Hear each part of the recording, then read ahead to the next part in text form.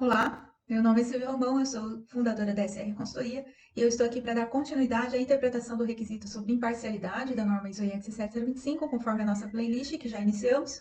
E hoje nós começaremos então a dar exemplos, né? Antes da gente ir para o item, que seria o 4.14 e o 4.15, nós iremos então antes iniciar dando exemplos de conflitos, como eu comentei na outra aula para vocês. Além do termo de compromisso, que eu já citei para vocês, né, na aula anterior, que pode estar atrelado também a um código de ética da empresa, né, não é só isso que é necessário, tem outras situações que são necessárias. Então, eu vou dar esses exemplos de conflito e depois a gente dá continuidade aos próximos itens, né, que fecham daí esse item 4.1.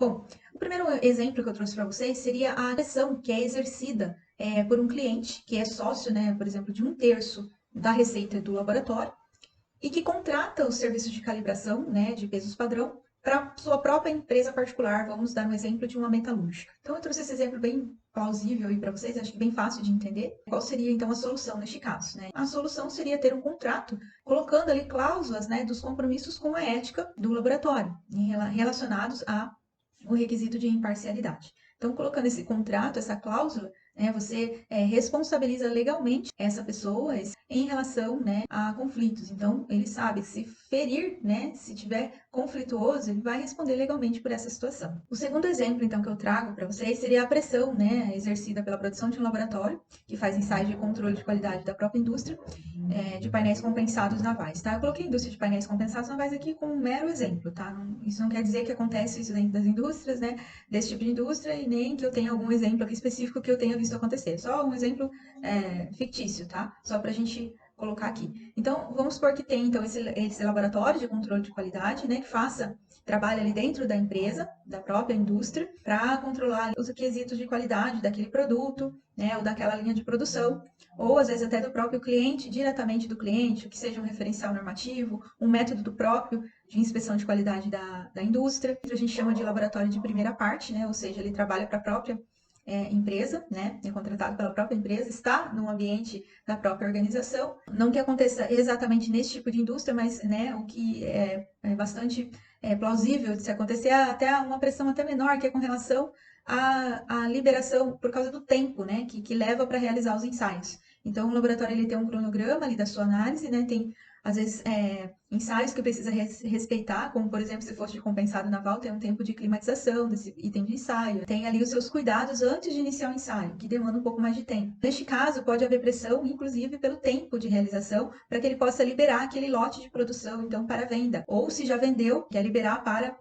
exportação ou para ir para o cliente final, que o cliente tem prazo lá. Essa é uma questão muito complicada, né? Ou pode ter pressão de outras ordens, né? A pressão, por exemplo, como por liberar um laudo que está irregular, porque já vendeu, porque já prometeu para o cliente, né? Por outras questões aí até mais pesadas. Então, nesse caso, uma situação que tem que haver muito cuidado, né?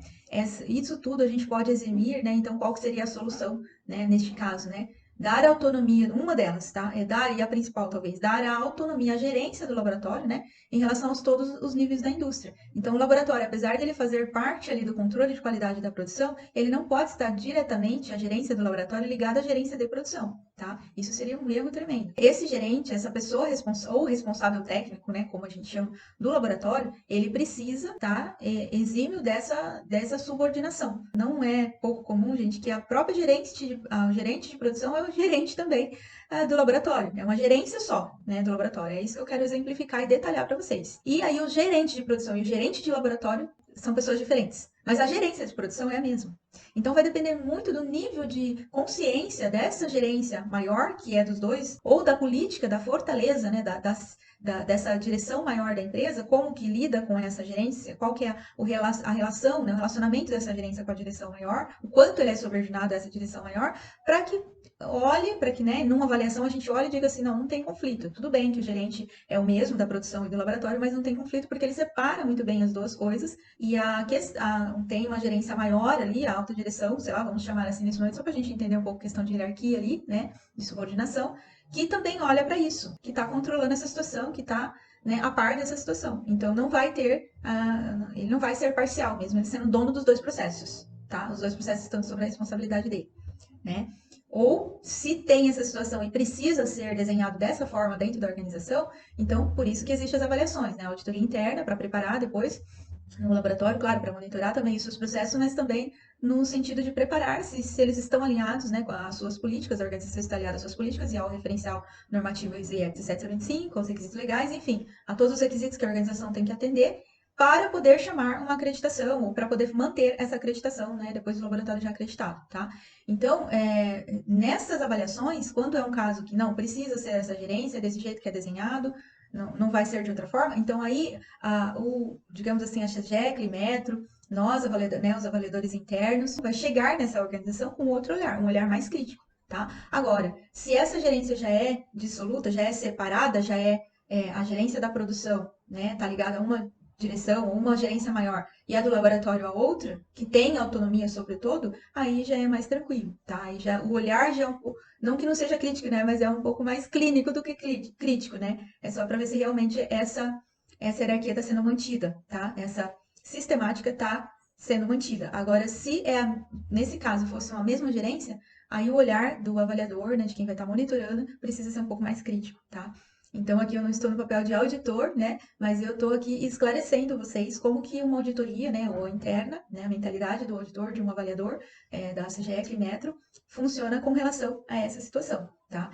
Então, há de se ter cuidado, porque muita coisa a gente resolve já com um descritivo de cargos e funções, tá? Delimitando bem ali quem pode o quê, quem tem autonomia para quê, quem tem responsabilidade para quê. Outra resolução ainda, se a gente quiser aprofundar mais ainda, né, linkado também no perfil profissional, como é que é aquela pessoa que vai lidar com o laboratório, como é que é a pessoa que vai lidar com a produção, né? E já na contratação, gente, já cortar o mal pela raiz, né? Você já tomar pessoas que estejam alinhadas de acordo com a mentalidade da empresa, né? Se a empresa tem uma mentalidade de cumprir com a sua política, né, de forma exímia, né, que não pode ter esse tipo de conflito, independente qual seja ali o resultado, ela ser uma transparente, ela querer fazer o melhor, querer ter melhoria contínua, querer melhorar, inclusive com seus próprios erros, né, e com o feedback das avaliações de uma auditoria interna, de uma CGECL, né, ou de um órgão legal, regulamentador, ou de um próprio referencial normativo de sistema de gestão, ou do próprio norma técnica do produto. Então, se ela tem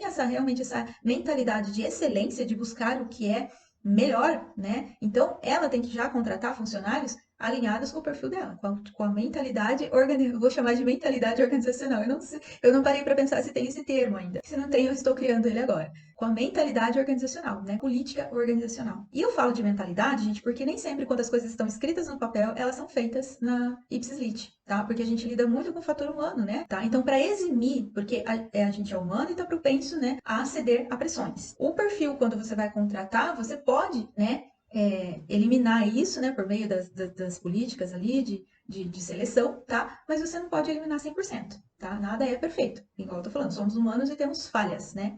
E tô falando no geral porque é no geral mesmo. Ninguém é melhor que ninguém, ninguém é robozinho aqui. No entanto, para eliminar o fator humano, a gente precisa documentar, planejar, organizar. Tudo que é o mecânico, né, que não envolve o fator humano, a gente tem que delimitar para se eximir da questão do fator humano de ceder a uma pressão, mas também o perfil profissional, né, a personalidade, a natureza da pessoa, os valores da pessoa, diz muito sobre vai ditar sobre o comportamento provável dela depois. Então, o que a gente pode, né, fazer também é ainda ir mais fundo, né? Como se diz numa análise de causas, às vezes quando tem uma não conformidade desse tipo, você precisa tratar ela ao nível de ir no fundo, né? Lá na raiz do problema. E muitas vezes a raiz do problema, em geral, está no fator humano, né? Como insegurança do trabalho, que eu acredito que ainda, né, na maioria dos casos, né, que a gente também nessa área, o maior índice de acidentes que tem é fator humano, né? É ato inseguro. Até que as pessoas trabalhem de forma mais tranquila, sem ter que estar respondendo a um nível altíssimo de pressão ali, porque a pessoa vai ficar estressada e aí ela está propensa a errar. Se não for de uma forma, vai errar no resultado, vai relatar um resultado errado, vai causar um conflito interno ali, né? Muitas vezes grave, como eu já vi, de questão de conflito mesmo, né? De relacionamento ali interno, tá? Que se torna o ambiente extremamente desagradável. Então, para evitar tudo isso, é por isso que tem a documentação, é por isso que tem que estar bem estruturada. E na primeira aula, né? Na primeira abordagem de requisitos, eu falei sobre a questão de documentação. Terceiro quesito que eu trago, de relacionamento particular entre os técnicos e o pessoal do cliente. Por exemplo, técnicos que realizam ensaios em laboratório modular dentro das instalações do cliente. Tem áreas, por exemplo, o laboratório realiza ensaios ou inclusive serviços de calibração, ensaios trabalhos da área ambiental, né, em geral, a maior parte são na instalação do cliente. Muitos sistemas de medição, né, você não pode tirar o sistema, né, de dentro do laboratório, tem que calibrar lá no local, acredito que a maioria. Então, vai a equipe lá para a empresa. Como que a gente pode resolver esse problema? Vai ali criando, às vezes, uma amizade, até porque, né, as pessoas querem atender bem, querem, né, agradar, né, os seus clientes, né, querem ter um bom relacionamento. A questão do fator humano, novamente, né, somos humanos, temos emoções, tanto, a gente precisa ter mecanismos, né, formas de solução que tenha rodízio dessas equipes, tá?